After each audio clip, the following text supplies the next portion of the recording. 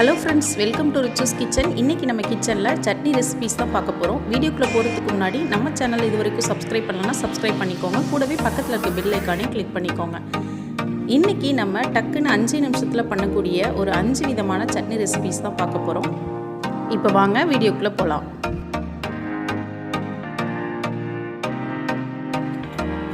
இப்போ பூண்டு சட்னி எப்படி அரைக்கிறதுன்னு பார்க்கலாம். இப்போ ஒரு மிக்சரில் ஒரு 30 பல் பூண்டு எடுத்துக்கிறேன். நான் தோல் உரிக்காமல் ஆட் பண்ணிக்கிறேன். இது கூடவே ஒரு 3 மீடியம் சைஸ் தக்காளியை ரஃபாக கட் பண்ணி வச்சுட்டு இதையும் ஆட் பண்ணிக்கலாம். ஆட் பண்ணிவிட்டு காரத்துக்கு ஒரு 5 வரமிளகாய் சேர்த்துக்கிறேன்.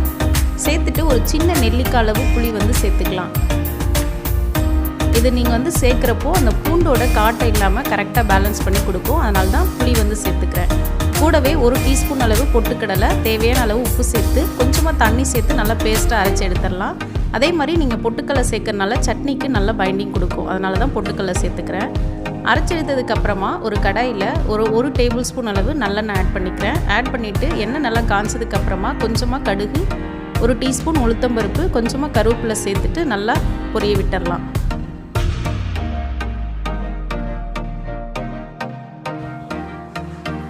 எல்லாம் நல்லா பொரிஞ்சதுக்கப்புறமா நம்ம அரைச்சி எடுத்த பேஸ்ட் ஆட் பண்ணிவிட்டு நல்லா எண்ணெய் பிரிஞ்சு வர வரைக்கும் நம்ம இதை கொதிக்க விட்டுடலாம்.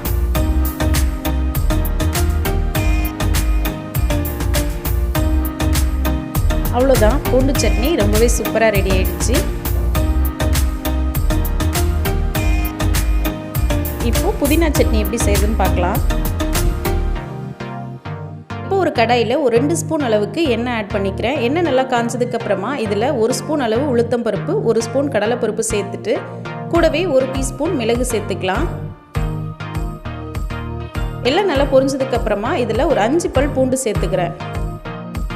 புதினா சட்னிக்கு மிளகு இது மாதிரி கொஞ்சமாக சேர்த்து நம்ம அரைக்கிறப்போ ஃப்ளேவர் ரொம்ப நல்லாயிருக்கும். இப்போ இதெல்லாம் நல்லா பொரிஞ்சிருச்சு. இப்போ இதில் 1 கப் அளவு புதினாவை நல்லா வாஷ் பண்ணிவிட்டு எடுத்து வச்சுருக்கேன். ஆட் பண்ணிவிட்டு ஒரு நிமிஷம் அப்படியே வதக்கி விட்டுக்கலாம். லைட்டாக வதங்கினா போதும். நல்லா சுருண்டு வரும். அந்த ஸ்டேஜ் வரைக்கும் நம்ம வதக்கிக்கலாம். இப்போ வதக்குனதை ஒரு மிக்சரில் சேர்த்துட்டு இது கூடவே ஒரு பச்சை மிளகாய் ஆட் பண்ணிக்கிறேன் காரத்துக்காக. கூடவே ஒரு 1/4 மூடி தேங்காய் ஆட் பண்ணிவிட்டு தேவையான அளவு உப்பு சேர்த்து நல்லா பேஸ்ட்டாக அரைச்சி எடுத்துக்கலாம். அவ்வளோதான், சட்னிக்கு கொஞ்சமாக எண்ணெய், கடுகு, உளுத்தம்பருப்பு, வரமிளகாய் சேர்த்து தாளிப்பு விட்டுடலாம்.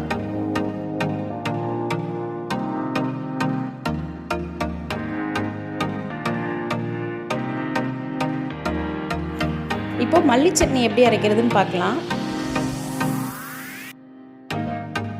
இப்போ ஒரு மிக்சரில் நல்லா ஒரு கைப்பிடி அளவு மல்லி இலை நல்லா வாஷ் பண்ணிவிட்டு எடுத்து வச்சுருக்கேன். ஆட் பண்ணிவிட்டு ஒரு 2 மீடியம் சைஸ் தக்காளியை ரஃபாக கட் பண்ணி வச்சுருக்கேன். இதையும் ஆட் பண்ணிக்கலாம். இது கூடவே காரத்துக்காக ஒரு பச்சை மிளகாய், ஒரு வரமிளகாய் ஆட் பண்ணிவிட்டு ஒரு 3 பல் பூண்டு ஆட் பண்ணிக்கலாம். தேவையான அளவு உப்பு சேர்த்துட்டு 1 பிஞ்ச் அளவு வெல்லம் ஆட் பண்ணிக்கிறேன்.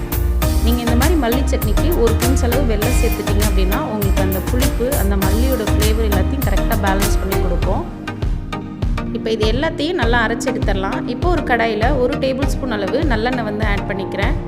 எண்ணெய் நல்லா காய்ச்சதுக்கப்புறமா இதில் 1 ஸ்பூன் அளவு உளுத்தம்பருப்பு, ஒரு 1/2 டீஸ்பூன் கடுகு சேர்த்துக்கலாம்.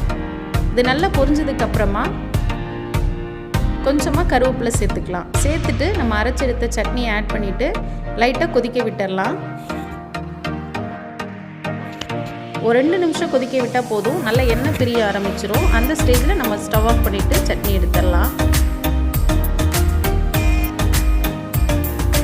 இப்போ மல்லி சட்னி ரொம்பவே சிம்பிளாக ரொம்பவே சூப்பராக ரெடி ஆகிடுச்சு.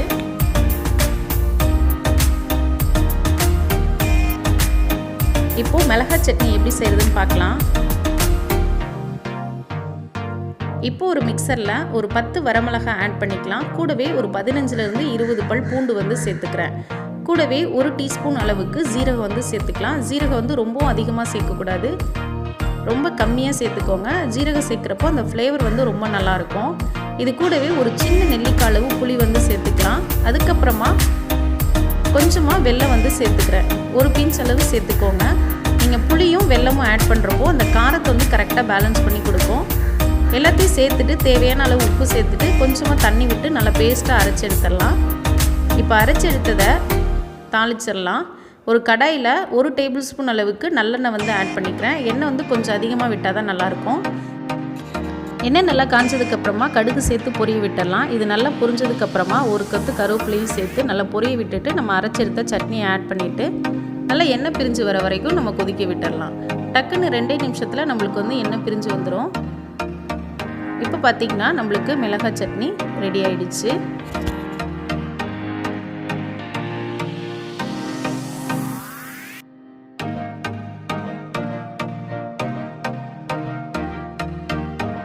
அடுத்தது ரோட் சைட் தக்காளி சட்னி எப்படி செய்கிறதுன்னு பார்க்கலாம். இப்போ ஒரு மிக்சரில் ஒரு பெரிய வெங்காயத்தை இது மாதிரி ரஃபாக கட் பண்ணி வச்சுருக்கேன், ஆட் பண்ணிக்கலாம். இது கூடவே ஒரு 2 மீடியம் சைஸ் தக்காளியை கட் பண்ணி வச்சுருக்கேன், ஆட் பண்ணிவிட்டு காரத்துக்காக தனி மிளகாய் தூள் வந்து ஆட் பண்ணிக்கிறேன். உங்களோட காரத்துக்கு ஏற்ற மாதிரி நீங்கள் ஆட் பண்ணிக்கோங்க. நான் வந்து 1 ஸ்பூன் அளவுக்கு ஆட் பண்ணுறேன். இது கூடவே ஒரு 4 பல் பூண்டு சேர்த்துக்கலாம். தேவையான அளவு உப்பு சேர்த்துட்டு ஒரு சின்ன நெல்லிக்காய் அளவு புளி, அதுக்கப்புறம் 1 டீஸ்பூன் அளவுக்கு பொட்டுக்கடலை வந்து சேர்த்துக்கலாம். நம்ம பொட்டுக்கடலை சேர்க்கறனால சட்னிக்கு வந்து ஒரு நல்ல பைண்டிங்கை கொடுக்கும். ரொம்ப அதிகமாக சேர்த்துடக்கூடாது. இப்போ இது எல்லாத்தையும் நல்ல பேஸ்ட்டாக அரைச்சி எடுத்துக்கலாம். அரைச்சிட்டு நம்ம நார்மலாக சட்னி தாளிக்கிற மாதிரி தாளிப்பு வந்து கொடுத்துடலாம். கடாயில் போட்டு நம்ம வதக்க தேவையில்லை. அவ்வளோதான், நம்மளோட ரோட் சைட் தக்காளி சட்னி ரொம்பவே சூப்பராக ரெடி ஆகிடுச்சு. இந்த சட்னி ரெசிபிஸ் எல்லாமே நம்ம வீட்டில் நார்மலாக யூஸ் பண்ணுற திங்ஸை வச்சு டக்குன்னு குயிக்காக 5 நிமிஷத்தில் பண்ணிடலாம். ஒவ்வொரு சட்னியும் நம்மளுக்கு ஒவ்வொரு டேஸ்ட்டில் இருக்கும். ஆல்ரெடி நம்ம சேனலில் நிறைய சட்னி ரெசிபிஸ் அப்லோட் பண்ணியிருக்கோம். வேணுங்கிறவங்களுக்கு கீழே டிஸ்கிரிப்ஷன் பாக்ஸில் லிங்க் கொடுக்குறேன், செக் பண்ணிக்கோங்க. இந்த வீடியோ உங்களுக்கு யூஸ்ஃபுல்லாக இருக்கும்னு நினைக்கிறேன். யூஸ்ஃபுல்லாக இருந்துச்சுன்னா சேனலை மறக்காமல் சப்ஸ்கிரைப் பண்ணுங்கள், லைக் பண்ணி ஷேர் பண்ணுங்கள். Thanks for watching. Thank you.